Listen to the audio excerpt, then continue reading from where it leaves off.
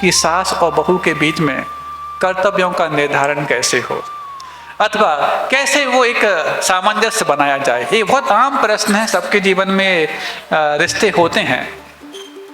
और रिश्तों के क्षेत्र, चाहे कोई सा भी रिश्ता हो, सास बहू का हो, भाई बहन का हो, माँ बेटे का हो, पति पत्नी का हो, जितने भी सांसारिक रिश्ते हैं, उन सांसारिक रिश्तों में सबसे बड़ी सकारात्मक सोच यदि कोई हो सकती है तो सिर्फ इतनी सी कि हमें अपने रिश्तेदार के प्रति अपेक्षा शून्य होकर के कर्तव्य निभाना है। अपेक्षा शून्य होकर कर्तव्य निभाना है। जब भी किसी रिश्तों में सामंजस्य का अभाव होता है, सबसे पहली यदि कोई चुभन होती है तो अपेक्षाओं की होती है। और अपेक्षाओं की चुभन यदि पैदा हुई है तो वो क्यों हुई है, इसको जानना भी बहुत आवश्यक है। जब हमें जो मिला है उसको हम पर्याप्त नहीं मानते तो अपेक्षाओं के शिकार होते हैं। और जब अपेक्षाओं के शिकार होकर के यदि कोई हम कर्तव्य निर्वाह करते हैं तो सामंजस्य के बिगड़ने के कारण बनते हैं। प्रत्येक रिश्ते में लागू होने वाली बात यह है। और अब चूंकि सीधे से इस जो प्रश्न पूछा गया उसमें जिस दो रिश्तों की बात कही, अक्सर आज के जो बच्चे हैं प्राय करके छोटे छोटे परिवारों में रहने के आदी हो गए।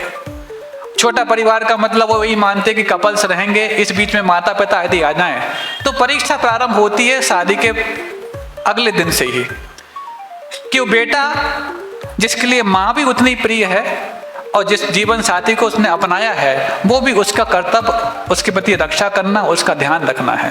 तो एक ट्रायंगल बन जाता है। उस ट्रायंगल में कौन किसका ध्यान रखे, क्योंकि हर व्यक्ति दोनों का ध्यान रख पाए संभव नहीं।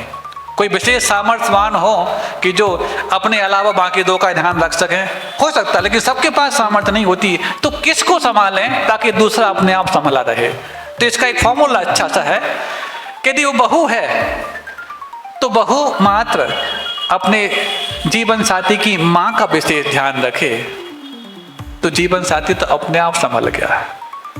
यदि वो बेटा है तो बेटा अपनी माँ का विशेष ध्यान रखे ताकि उस जीवन साथी को लगे कि मुझसे भी ज़्यादा महत्वपूर्ण अभी घर में कोई मौजूद है। बाकी जब तीन सामने हो तो माँ का ध्यान रखे, और जब अपने तुम दोनों ही सामने सामने हो तो पीछे से कहे तुम भी उतनी ही महत्वपूर्ण हो, लेकिन जिन माँ ने तुम्हें महत्व देना सिखाया है इसलिए उनका महत्व भी हमें रखना चाहिए।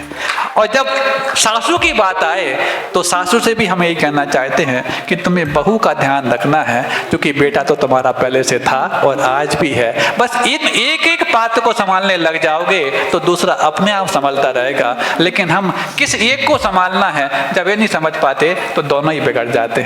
इतना ही हम कहना चाहेंगे। बहुत सुंदर।